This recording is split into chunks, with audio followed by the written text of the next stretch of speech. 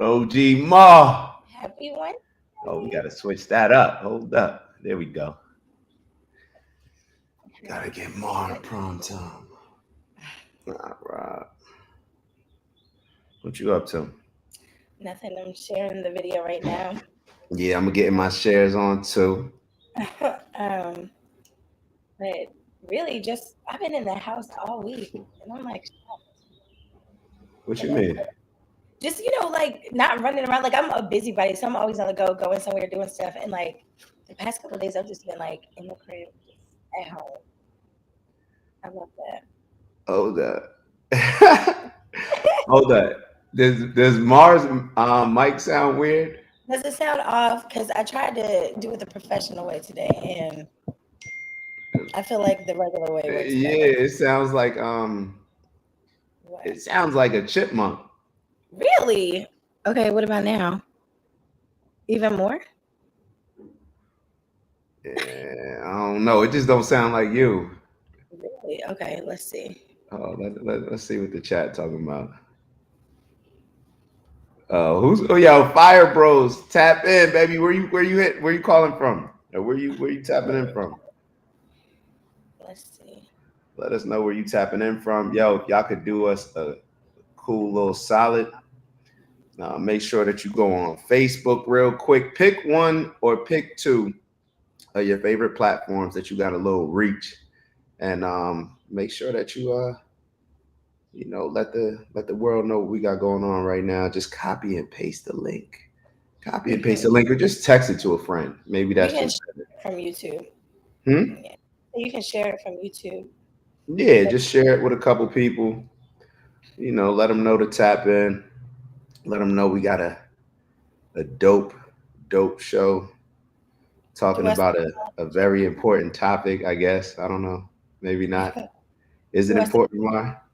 it's important. Am I still sounding like a chipmunk? Yep. All right, so we're gonna X this out and just go. You know how to just change it if you want. Just click that audio button on the bottom where you see where it says mute. Just click the arrow and you could change it if you want. You could change your input. Hey, Miss Shirley. We missed you, Miss Shirley. Okay, what about now? You back. She's back. Okay. She's back. OG Yeah. Mar, what's the weather like out there? What's it Mm. looking like today? Today it's 61, sunny, with a high of 67. Next week it's gonna be 90. I'm not ready. Woo! Mm, I saw that and I was like, what the hell? Not ready. mm. Hot, but y'all, I feel like y'all got a nice summer culture out there. Yeah, it just gets hot. Yeah. I mean, whatever. It's nice. It's beautiful. Summertime shy is definitely really nice. Yeah, that's what I was thinking. Hmm. It seems like y'all got a dope little vibe out there. Oh yeah. It just that weather, it definitely gets hot as hell out here too. Yeah, just gotta make sure you in before 8. Sounds like we gotta do the same in Florida. Yo, let's talk about it. Yo, they put what is the NAACP talking about, bro? It is getting out of. Hold on. Are we gonna do this right now? Are we getting into it right now?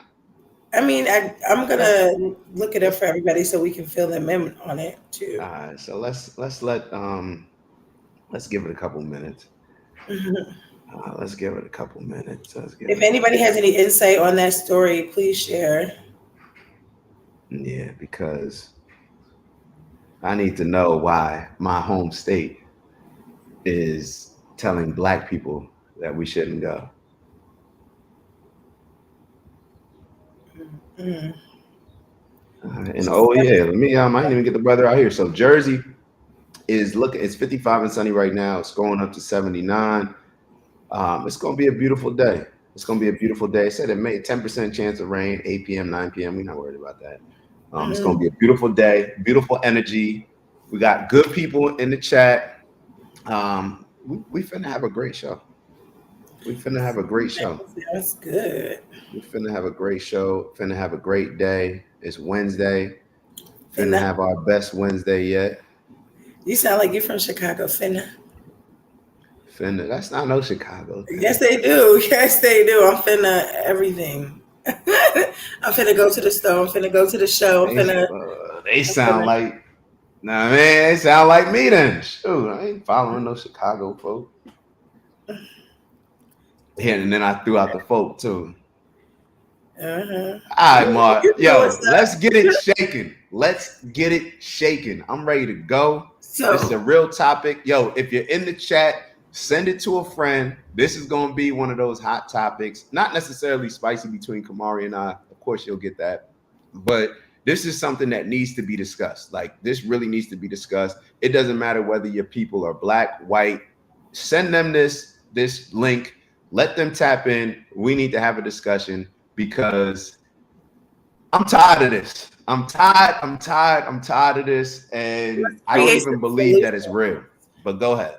We're going to create some solutions together too. Right. Some real solutions. Yes. This is a show about accountability and responsibility and elevation. So amen. That's what we finna do. So OG Maul, we were having a conversation yesterday. We were talking about whether or not racism is real.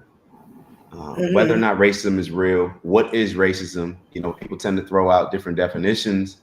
How does it apply to what we are doing right now? Is this the reason why, we're at the bottom when it comes to the Black community? Is this the reason why anything? We tend to just throw that out there, blame game when it comes to everything. But we're gonna have some maybe some difficult combo, and we also got our 2 segments, our community member highlight that we'll jump on later, and then we have a new segment. I wanted to call it Sorry, I'm Not Sorry. Kamari convinced us to change it to a hard pill to swallow, so we'll definitely, that'll get it a little spicy as well. But let's get Kamari. Tell us what you were thinking as far as with Florida and everything. Okay, so I wanted to start with the racism thing. So obviously, like you said, different people have different definitions of what racism is. And so I looked up what racism is according to like Webster. So I just was like, let me just go there. So it says a belief that race is a fundamental determinant of human traits and capacities, and the racial differences produce an inherent superiority of a particular race. So behavior or attitudes that reflect and foster this belief, racial discrimination or prejudice. So like originally I guess to my thought of what racism is just like somebody treating me unfair based off of my skin color, based off of how I look. Because I'm Black, I can't do this. And so they're racist. So that's just my meaning for it. But I think when it comes to holding us back, or when it comes to seeing different places still have rules in place for specific people, it's kind of just disgusting at 2023, and all the work people have tried to do, have been successful at, or maybe haven't been successful at. The fact that we're still here having these kind of conversations is just annoying and sad. And I think there's a million different ways to look at it, and I also think there's a million different ways to go about solving it. I just don't know if we'll ever see eye to eye on everything, or like every Black person will be like, hey, let's all move in this one direction. Because a lot of us are saying the same things, and then a lot of us are complacent. And I feel like, I don't know if we'll ever see eye to eye to move as like one big unit. And that's the sad part. So one big unit, you mean every single ethnicity? Like the majority of Black people all just saying, hey, this is how we now operate. This is how we're now going to do things.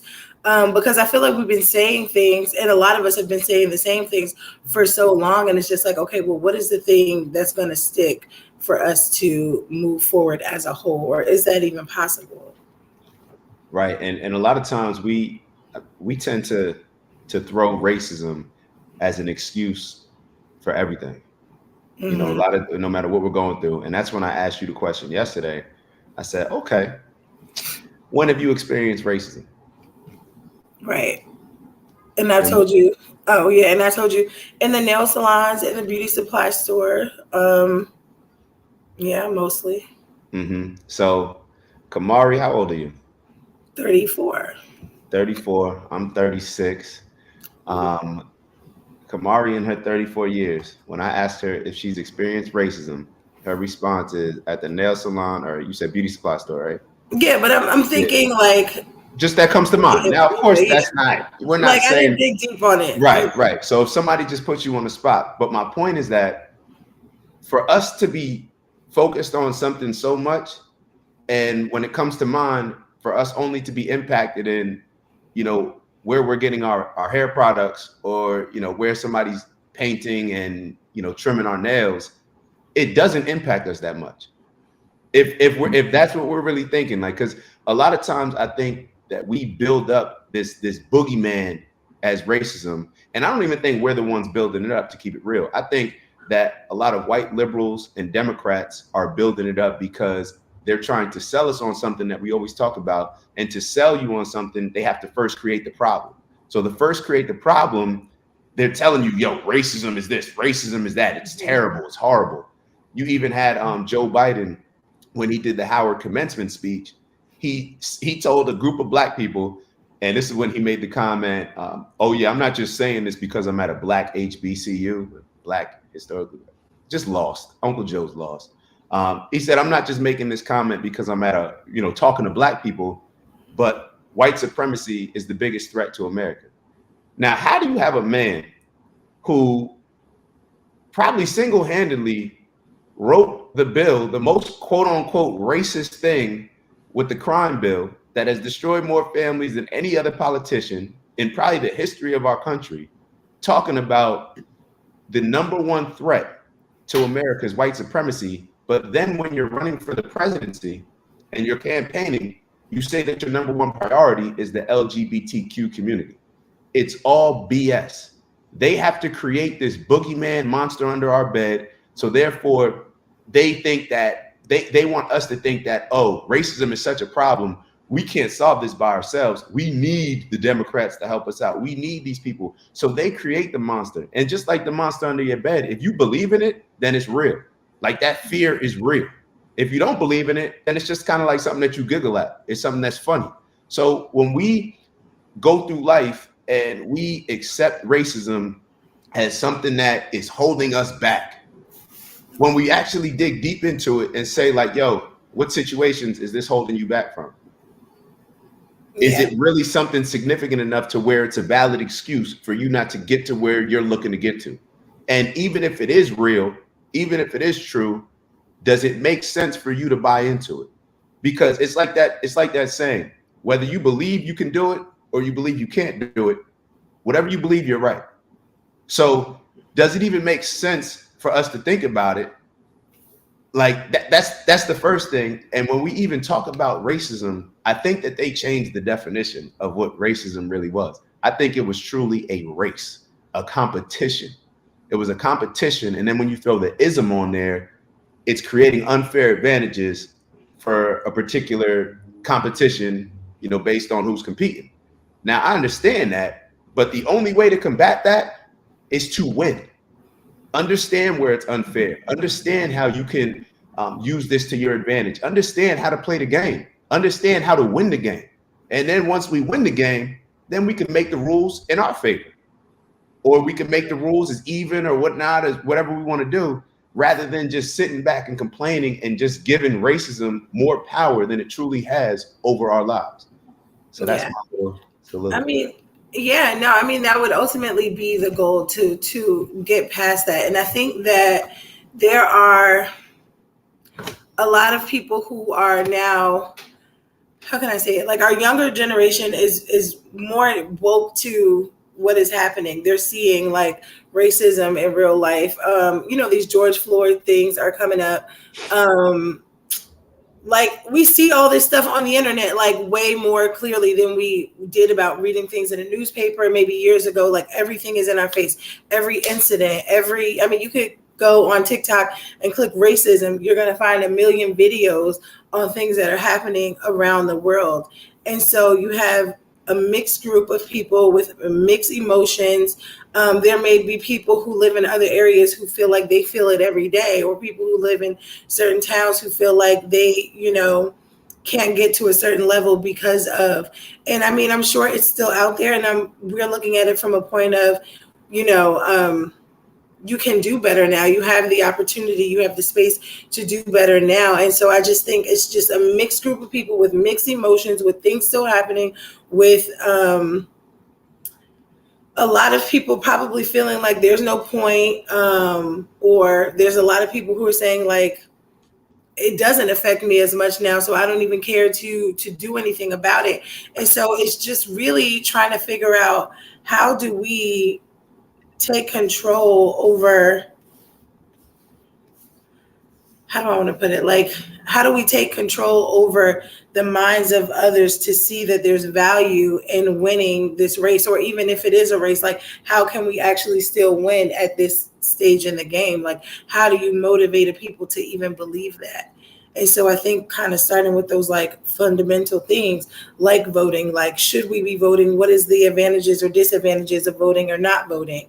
Who should we be voting for? Why should we be voting for them? How often should that fluctuate? If we're saying, okay, let's go with Democrat this year, and then in the next 10 years, let's go with Republican, like, does that even? So I think people finding out those fundamental things will ultimately make things better if people can understand from a low level, what is the point? Because sometimes, like we were talking about the other day, if we're watching Wheel of Fortune and there's two white people and a black person, and we're always going to go for the black person just because, then a lot of us may do that in when it comes to choices, and when it comes to voting, when it comes to those things. So it's like, help us understand, or give us the tools to understand. There's this one girl who breaks stuff down, like political stuff down, so relatable that it's like, I get it. Cause like, this isn't something I naturally tend to like go for, but like, she broke it down. So I'm like, maybe we should start from that. Like, what is the point? How do we even begin to care? How do we even put ourselves in position to, learn what to do and make the right choices to even believe we can win again? So that's kind of just my thought. But it seems like the chat is going a little crazy today. Yeah. All right. So let's get Miss Shirley first. Miss Shirley wrote, "It's real, and black folks practice it more with our own culture. Let's talk about it." Yeah, I believe it's that. generational, embedded from enslaving our ancestors. All right, then we got Passport Rad. What's good, big bro? Got the big homie checking in. Make sure y'all tap in with Rad. It's a system, a silent system that did the damage already. Acknowledge it, but move on. Don't let it hold you back, but it's very real. That's kind of like, that's the journey. Like, okay, it's a system. I realize it's a system. I realize it's silent. I realize the damage has already been done. I acknowledge it, but I won't let it hold me back from anything. That's my, literally, that's my thought process. That's been my journey with it. Like, even from, when I was, one of those people that first, was talking like Black Lives Matter. Now I hate Black Lives Matter. I hate the organization. But you kind of go through this journey, bro. Nothing is holding me back. First off, white supremacy, it seems to be something that white liberals and Democrats talk about. Maybe y'all feel guilty of the advantages that y'all have. I don't know what it is. But first off, it's almost arrogant. Y'all are not even supreme. Y'all are not number one. Y'all are not number two. Y'all are not number three. So how can we talk about white supremacy? We're competing against the wrong people. And a lot of times it's almost like we're having a conversation about like Harlem. Harlem, you could have a project right across the street from a dope, luxury building with two totally different demographics living in them. And the people living in the projects, they're competing with the person down the street from them. The person down the hallway from them. Like, yo, who got the new J's? Who got this and that? They're not even going outside or looking out their window trying to compete with the people across the street, because they see it as so distant from them that they don't even see, like, yo, I can compete with them. Forget competing with the people in my building. So who we determine as a competitor of ours is very important, because that's going to determine our standard and how we go about overcoming, and beating them. So therefore, for us to be competing against white people, bro, I'm not competing against white people. White people, don't get it twisted. Y'all ain't winning. y'all ain't winning. I looked at the graph. I'll show y'all the graph. When they break down the household income by ethnicity in America, white Americans were like number 9 on the list. Who's number 1? Indian Americans. I'm competing with them. I'm focusing on them to figure out how they do what they do. Now, I know white Americans can be broken down into different groups, like Jewish. There's a lot of different groups within that. However, why would I compete with number 9? Number 9 cannot call themselves supreme, having supremacy over this. You're number 9. What number were we? At the bottom, 15. Hold on. You want me to bring up the graph? No, I just want to know. Bring it up if you can. Hold on. Let me see. That's interesting to know. Let me see if I can share this one time for the one. You forget, me and Dominique were having a conversation the other day, and I was like, let me know if it's sharing. No, I don't see it yet. You sure? Oh wait, hold on. I can't. Maybe let me pull it up. Okay, yeah. You did it? Let me pull it up on my phone too. Yeah, Indian Americans and then a whole bunch of Asian Americans in the category. White Americans, hold on. 1, 2, 3, 4, 5, 6, 7, 8, 9. 9. Bro, y'all are not supreme. Like it is what it is. So Democrats, stop buying into these Democrats convincing y'all that there's a big bad boogeyman. I don't care if it's the system. No system is, if it's a system, then that means it operates as a system. That means we should be able to break it down to understand how to overcome it. You know what I'm saying? Like if it's a system, that means it's set in place. Like we should be able to figure this system out. Okay, we know how we're being attacked. We know exactly what we need to do. At what point are we just gonna overcome it? Because if we keep allowing people to convince us that there's a boogeyman that's holding us down, then we will always be victims and we will never win. I don't subscribe to all this. In my head, y'all can call me wrong, I don't even think, it's not even real to me no more.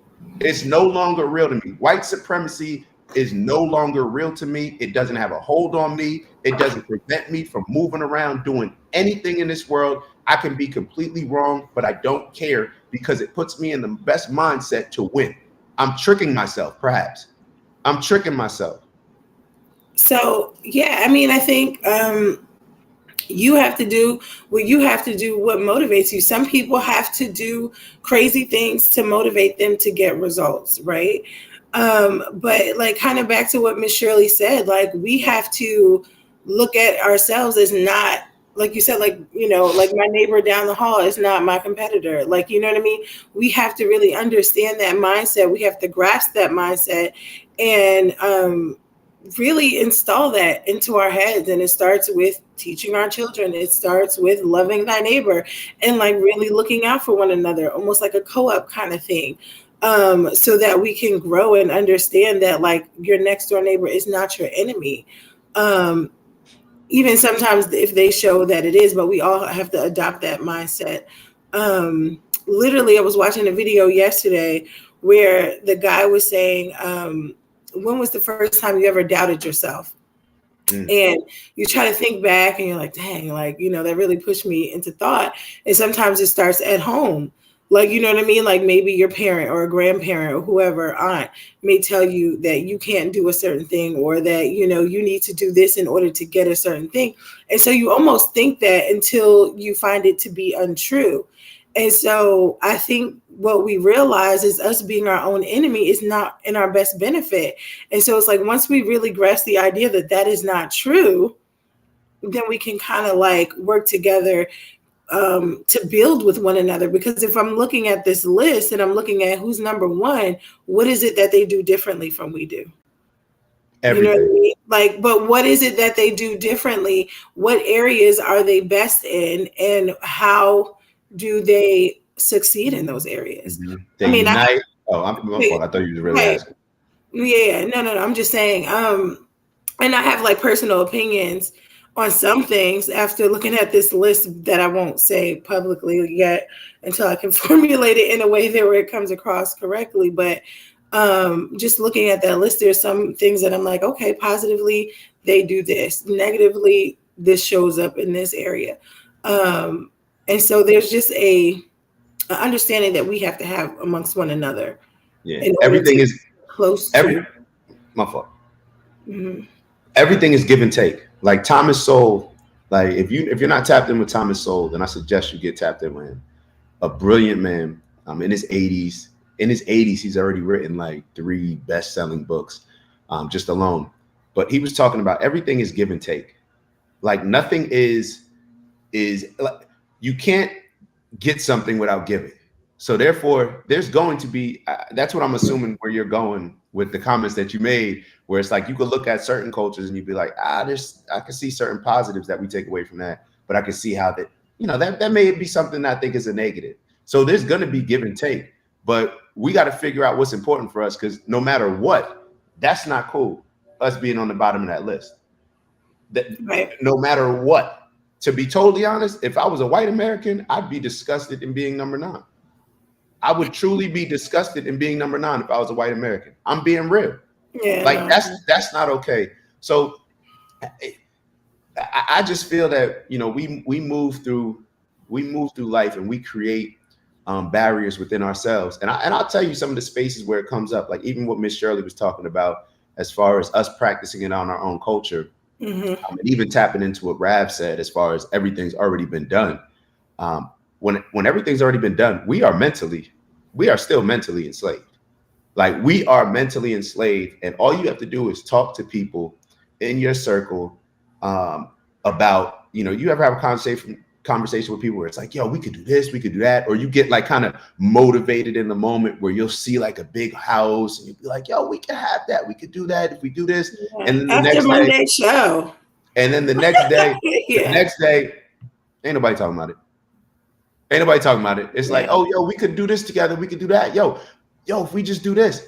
And literally people will just go back to, nah, I got work tomorrow. Like, I don't have time afterwards. Like, I got to watch my shows. I got to do this and that. We are mentally enslaved. We think less of ourselves. We don't see opportunity the way that other cultures see opportunity. Now, I do believe that is largely based on, slavery. When you talk about the trauma that we inherit from generation to generation, the fears that we inherit from generation to generation. But at what point, who's going to be the generation to overcome that fear? Who's going to be the one to say, I don't even know what y'all are talking about? And it reminds me of this, what Billy Carson was talking about. He said that somebody had cancer, but then they developed, I think it was dementia, to where they lost their memory or something like that. So they forgot they had cancer, and the cancer healed itself because they literally forgot about it. Like our mind controls a lot, especially when it comes to the fears that we have. Mm-hmm. So it's extremely important for us to overcome these fears, like we talked about on previous shows, because it will constantly get inherited. But the flip side of that is all the good stuff can be inherited as well. So if we flip the switch like that, then we can change this entire system, overcome the system, and then make it favorable to us, to our people. You know what I mean? That's what anybody does. We are in a competition. And that's why it bothers me so much when Black people subscribe to and love the Democrats so much and are fans of the Democrats. Don't be a fan, make deals. Leverage what we have, leverage our voting power to make a deal. Nobody's a friend. We are the only people that go in and want to be friends with everybody. We want everybody to like us. I don't care if you like me. I don't care. And a lot of times we confuse racism with bias, with prejudice, with discrimination. It's not the same thing. Everybody's biased. Everybody's prejudiced. Everybody's prejudiced. It is what it is. I don't care if you like me. I don't care if you like me. It doesn't make a difference to me.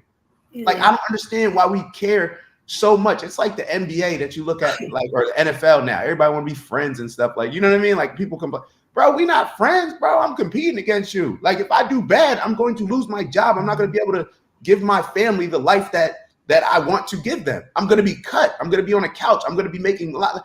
Yo, our urgency is not there. I think because the mindset is still feeling like we're inferior to somebody. You know what I mean? And so when you have the mindset of that, you operate like that. It's almost like you need a confidence builder. And so it's like, that's really where things need to start. Those foundational things is building the confidence of the Black people. And how do we do that? You know what I mean? By starting with our mind, by resetting, and this is the thing that is preached to us, even in church. I'm thinking like, these are the things that are preached to us. I can't even think of the scripture, but it talks about renewing your mind. If somebody knows it, put it down there. But it's really about renewing our minds and working at it regularly. So those are people who will start on the first day and feel on a high, like, let's do this. But there needs to be certain people that are accountability officers, if you will, and be like, yo, we still on a Tuesday morning. Let's go. I'm coming to your house today. It has to be like that. When you are a accountability partner, if you want to look at it like that, of someone who's trying to create a goal or finish something, you kind of do have to be on them, or they have to be on you. So that way things can balance themselves out and get done. But I think that we really have to build our confidence in us, not look at ourselves as inferior, understand that what we say when we go to church and we shout that we are the head and not the tail, and all these different things that we say, whether we get them from church, whether we get them from our affirmations, really firmly believe them about ourselves and put ourselves in situations and put ourselves in atmospheres that kind of go along with that speak to that build that create on that. Do not be conformed by this world, but transformed by the renewal of your mind. So I was thinking, like, we hear all these different things, no matter where you are, whether it's, like I said, church, affirmations, whatever, but it's about believing that about yourself. And again, like you said, confidence can be built by failing fast. Like, you have to put yourself in the spaces to fail fast. And as you fail fast, build on that. But people are like scared, it's risky, and so, but is it really, you know what I mean? So it's just one of those things, It's the monster under the bed. Yeah. It's and you brought up a great point, scary. I have conversations all the time.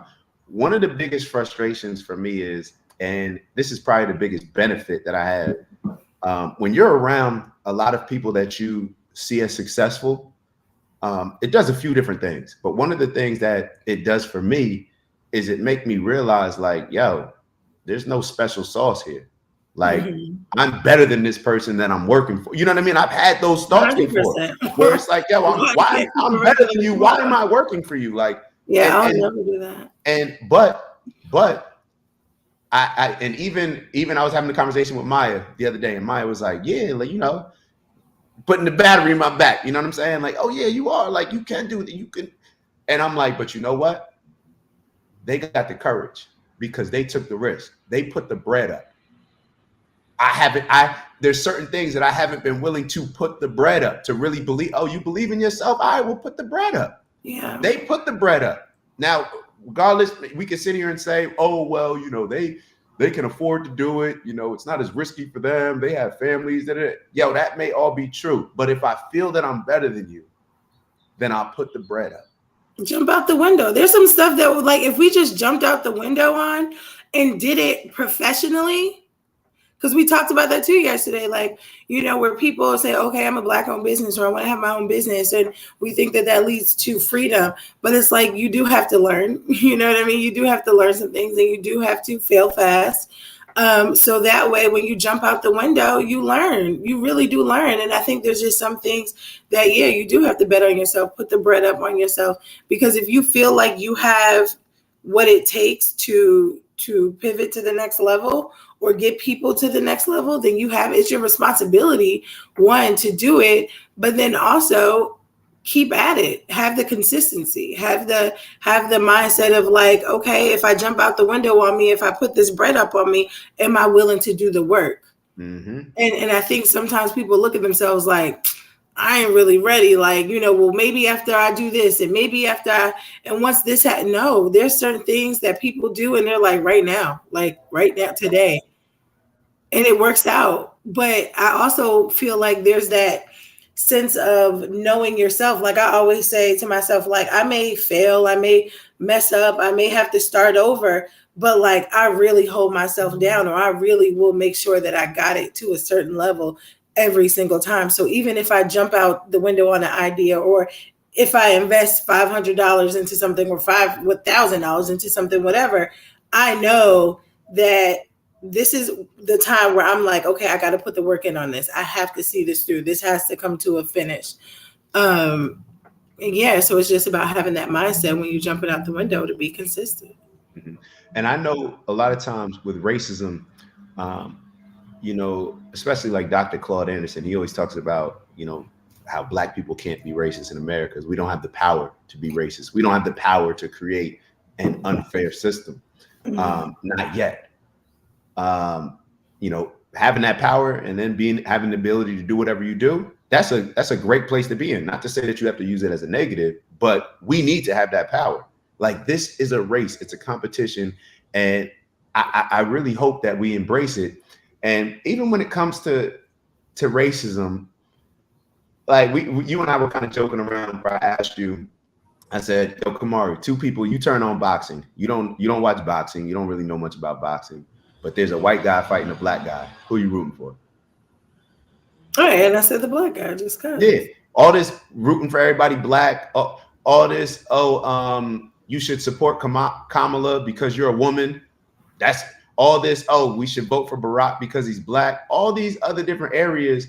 Why would we not expect other people to do the same thing? Right. So, and that's why I was saying, if we get down to, again, those fundamental things and learn, when we are voting, who should we be voting for? Why should we be voting for? Like almost like teaching those things, like having those conversations.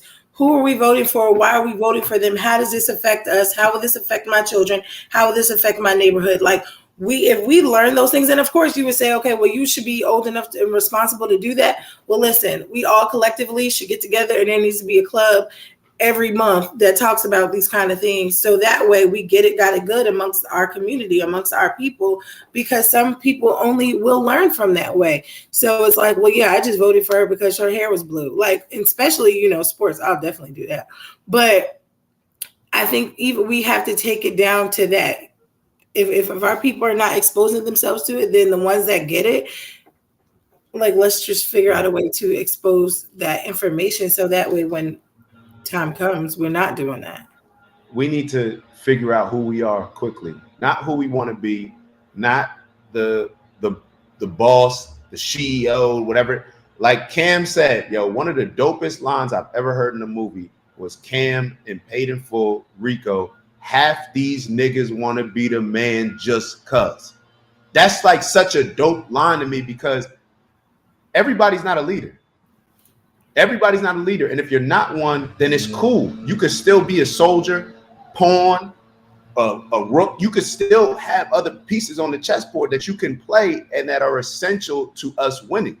But when we identify, you know, who's the leader, boom, it allows us to follow without the negative energy, you know, without like, yo, who put this, you know, who put him in charge? You know, who put that? But everybody's not built for that position. And everybody, no. And it's, to be totally honest, I don't even think that it's a position. Like a lot of those people that are in those positions are stressed. You know, yeah. The people that are following, their lives look a lot better than theirs. Like, just to be totally honest. So yeah. I don't think it's something to be jealous of or not. But when we come to the table, when I look at a list of all these other groups, one of the main things that I see is unity. We have, I swear, and I do it as well. I'll sit down on the couch or sit down with a homeboy, homegirl, whatever, you know, call, text, and discuss some dope ideas. But it never gets off the ground.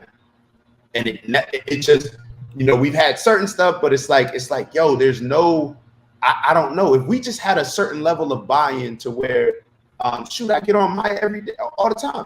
You're an executive assistant. I'm not bashing anybody, but you're an executive assistant, and I do it as well.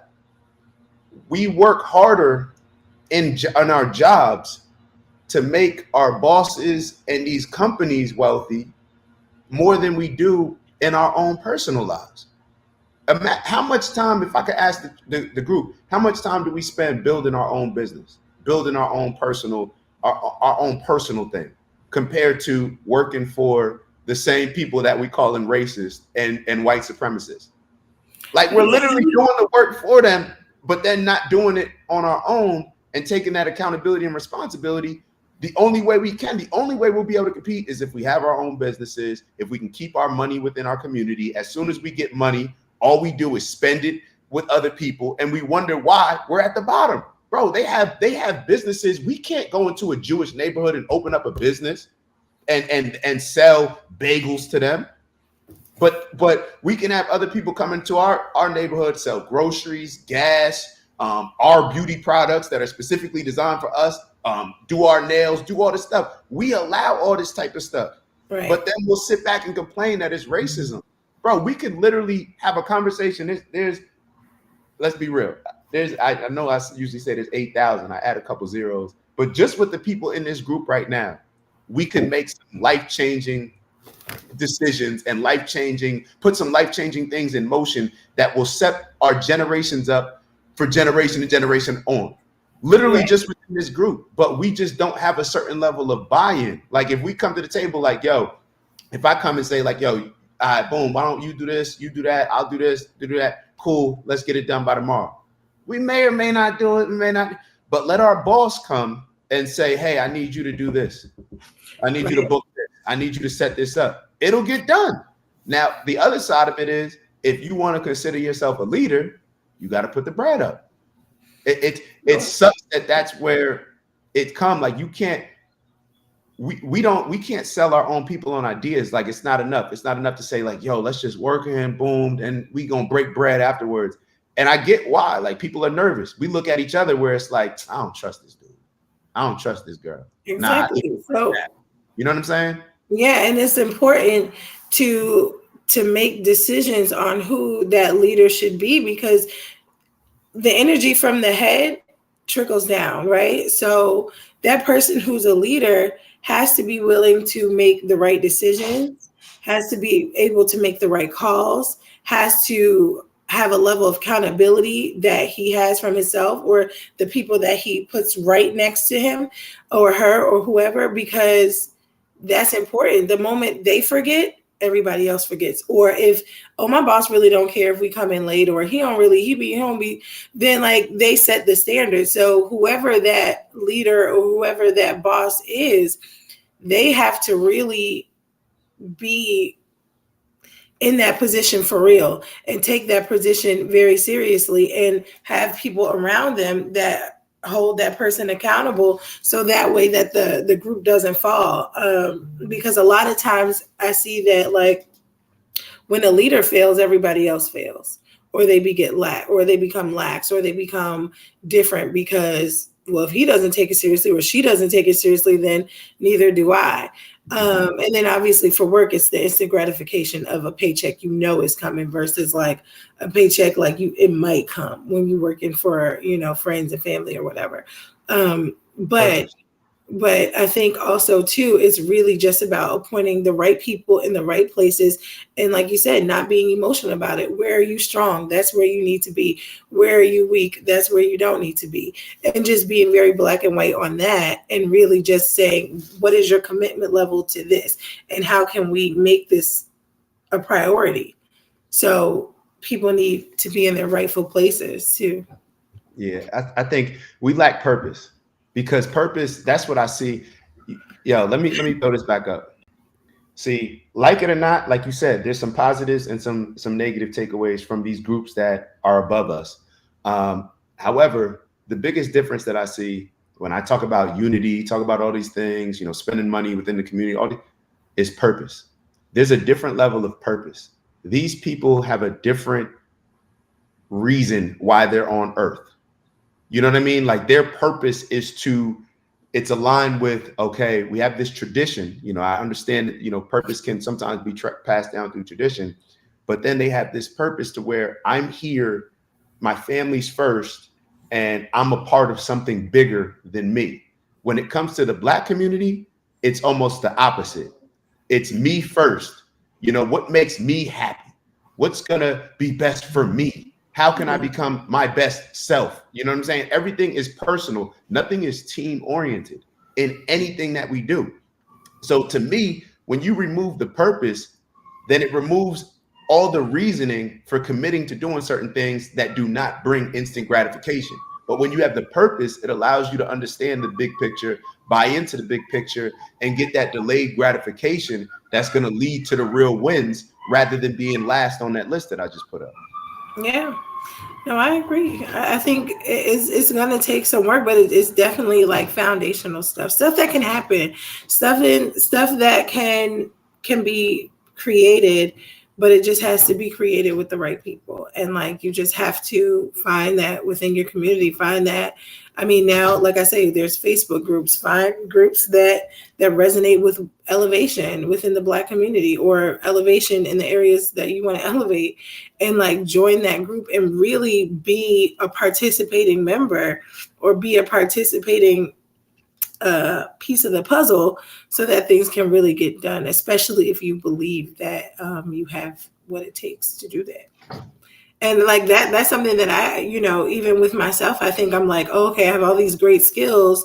Where am I putting them? And over the years, like I've definitely put them into myself, but there's times where it's like, okay, you could have really bet on yourself here and really elevated to a different level, but you chose to take the safer route, or you chose to, sometimes opposition or sometimes life will present you an obstacle and you're like, okay, I just got to take this safer route rather than seeing what the possibilities could be had you went a different way. And I mean, I think we're all guilty of that, but I think now would be the perfect time to create that foundational understanding that like we need to change our mind on ourselves and how we can really get up on that scale definitely as a people together.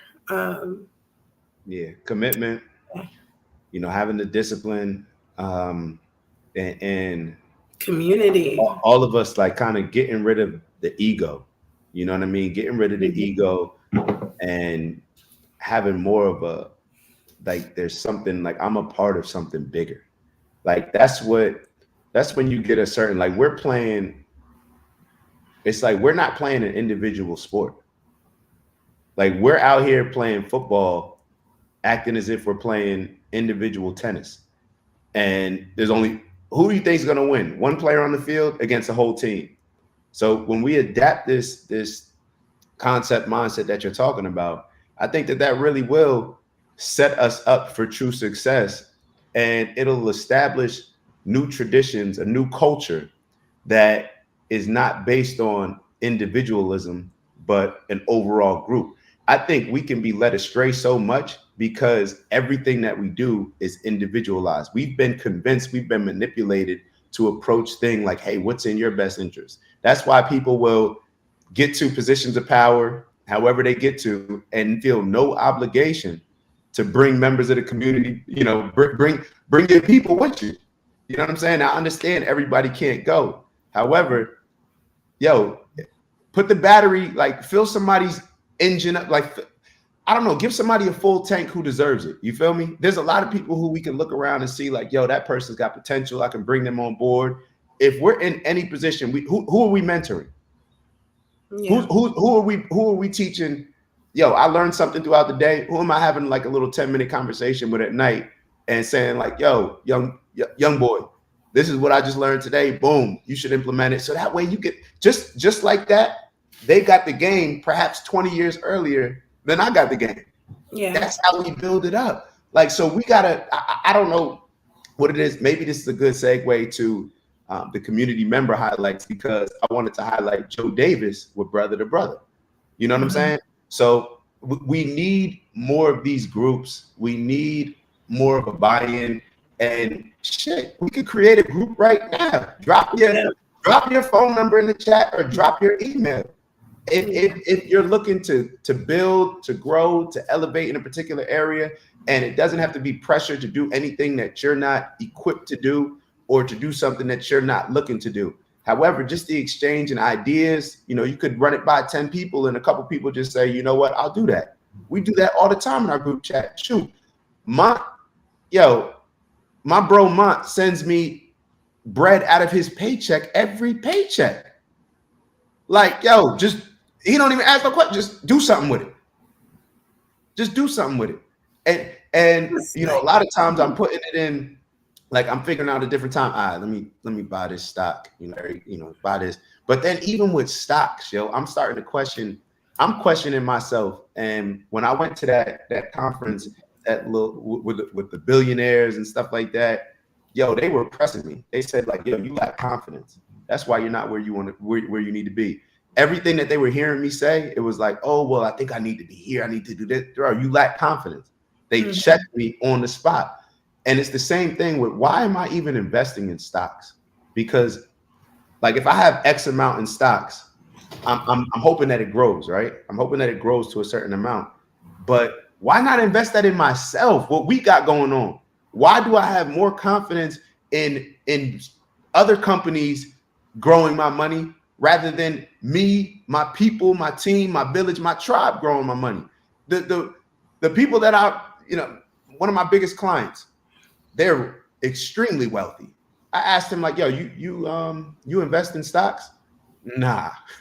And I'm like, it was almost like what? Like, I don't do that goofy shit. Like, that's the takeaway that I got from it. Like, oh, you do that? Like damn near felt bad saying that I did. Everything that he does, it's his business, bro. He invests in his business. It's better when it comes to taxes. You can expense certain stuff. Like, there's other things without saying too much. But yo, we gotta invest in. Mark my words. It is 8:52 a.m. What's today? May 24th. Yeah, I'm gonna give it a little bit, like a few months, because I want the stocks to look like they're heading back up, because we took such a loss over the last year or so. But I'm taking all my money out, bro. I'm taking all my money out. I'm breaking it down. Either I'm investing in something that I'm doing, or we're gonna create a little Shark Tank or something like that. Whose business needs $10 to take off? It'll be a little more than that, but we'll do something, because Yeah, I think that like you said too, like with the brother to brother and those type of groups, because like sister to sister was where I was able to learn certain things about myself, seeing myself in a group of women, and my leader and my follower. You know what I mean? Like, so I learned different things about myself. There were opportunities for me to I've created events within that. I've hosted events within that. So I was able to exercise my gifts. I was able to exercise what I bring to a group of people within a group like that at a young age. So now that's something that I can always fall back on. And so I think that groups like that are super tremendous, because what you do in that, or what you learn at those fundamental stages in your life, you can fall back on that later on. And you just remember certain things, whether you had a conversation with a coach or a mentor, or, you know what I mean? Like, even when it comes down to relationships and sex or whatever you learned in that class or in that group setting, you kind of always tend to keep with you, like, dang, Miss Green did give us that tip back in 10th grade, when we learned about this or when we talked about this. So groups like that are definitely amazing ways to start. Like, if somebody came in and talked to a group of teenagers about voting or about money and different things like that, I think, it can definitely help, and it will help, because that's something that, like, I fall back on, just certain things that I learned from sister to sister. Yeah. Oh, she said, take it out today. She said, right now. Miss Shirley said, take the money out now. I'll tell you, as soon as not even that. It's as soon as I decide on something that I need to put it into, I'm taking it out. Like, to be totally honest, it grew. It's going up a little bit. So I don't want to just take it out and put it in the bank. I think that's worse than it being in the stocks, to be totally honest. But I'll take it out maybe. And we were looking at gold. We were looking at buying some farm property. You can literally buy property, like just plots of land, like rural plots of land, not expensive at all, but just letting your money grow through things like that. But as soon as, I put it this way. How about this, Miss Shirley? You and I, we're going to work on something together. we'll figure out something that we could put some of the money into, and we'll grow that. Let's do that. We'll figure out exactly how much we need. Let's build that. Anybody else in the group? Yo, let's talk. A lot of times we act like, oh, if I had this amount of money, then I would do this. Yo, people have money. People have money. If we can figure out a way to use the money, then we can raise certain funds to get our own stuff. So Miss Shirley, let's if you can put your email down in the group chat, or you can send it to Kamari, a little bit more private. Yeah. But yo, let's put some bread into something. Also, if people have information on how to do this, on different ways to do this, then yeah, put your information in the chat, and maybe you can come on and teach us about that. Teach us about financial literacy from that point. So yeah, I think that'll be dope too. Stocks is the long game. Stocks is the long game because it's shown like if you just leave your money in, it's gonna grow.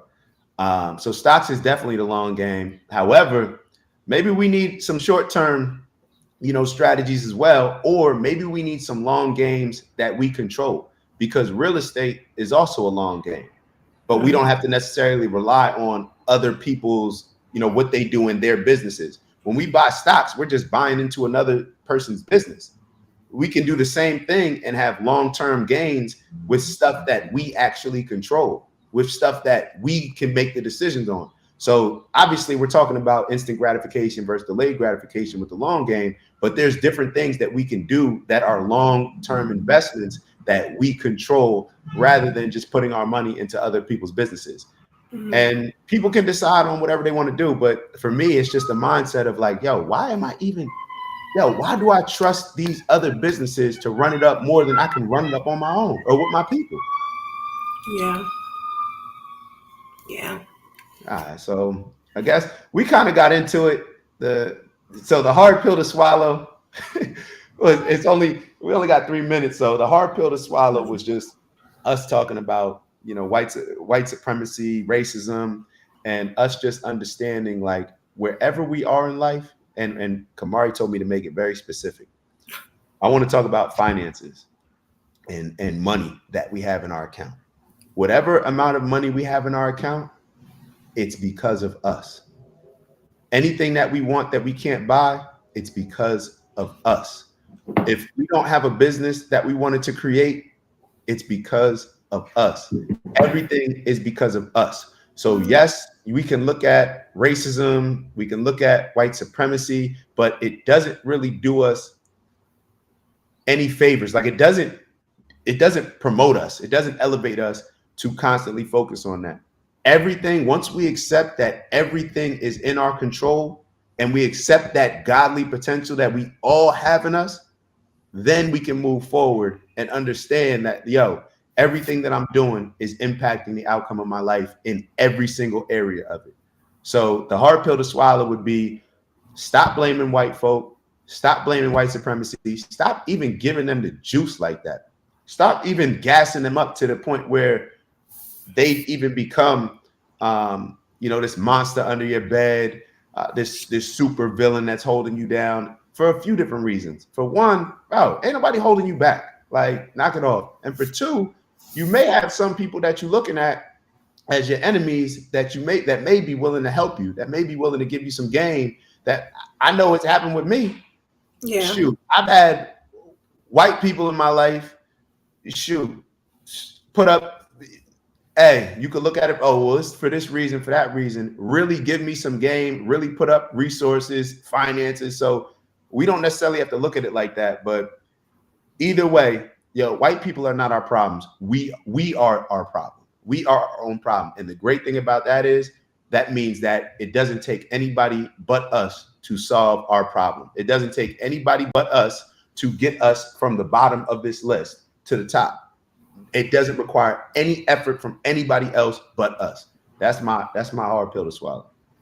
Very good. I like that.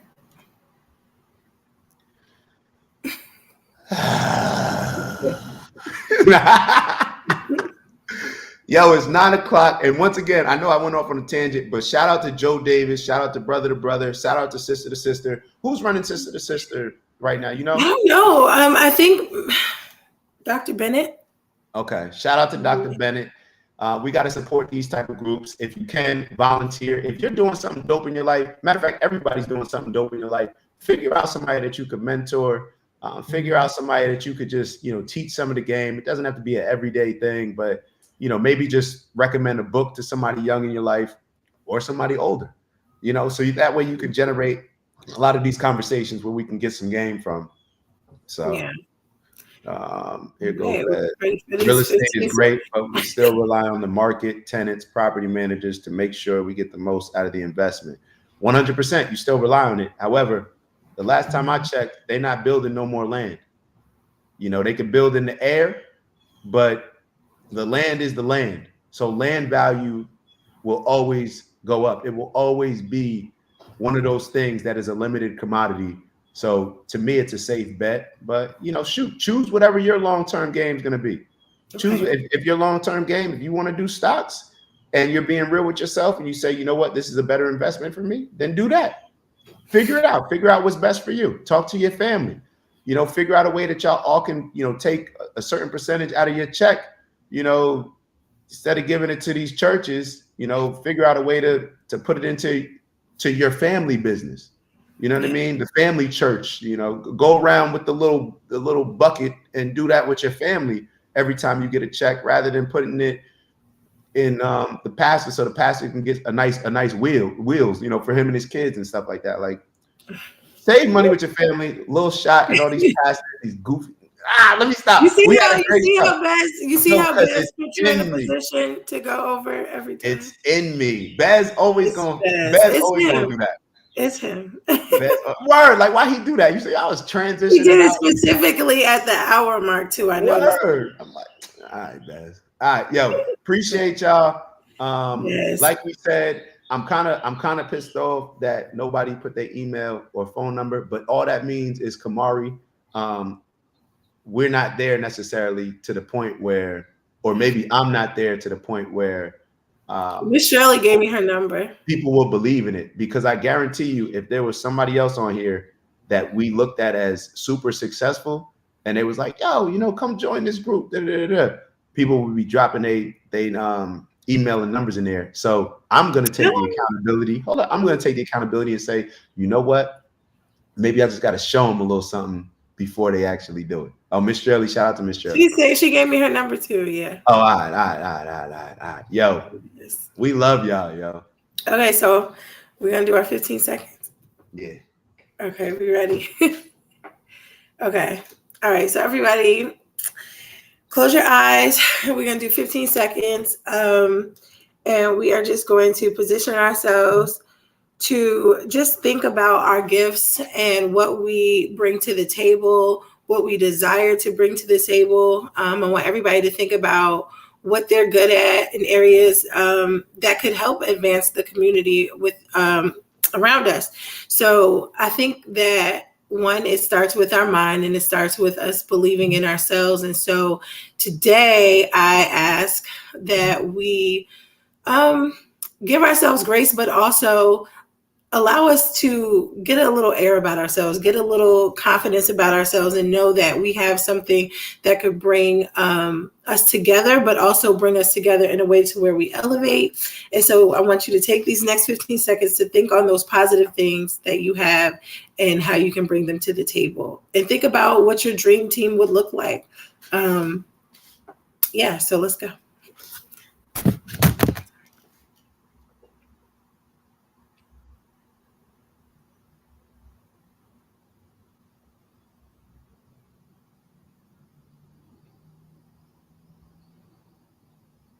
Five seconds.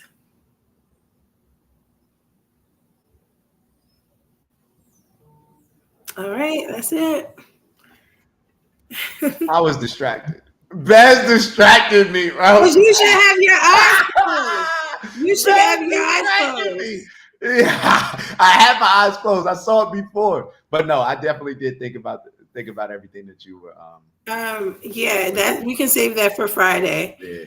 Because that is crazy. Man, 35 folks still trying to get J's and splurging on prom. Oh, let's talk about it. Yeah, we're going to say that for Friday. Yeah, I saw a lot of goofy prom stuff, but yeah, all good. a lot of rents being substituted for prom. But yeah. Yeah. All right, yo. We'll Have see a great y'all. rest of your day, guys. Definitely. And we'll tap in with y'all on Friday. Yes.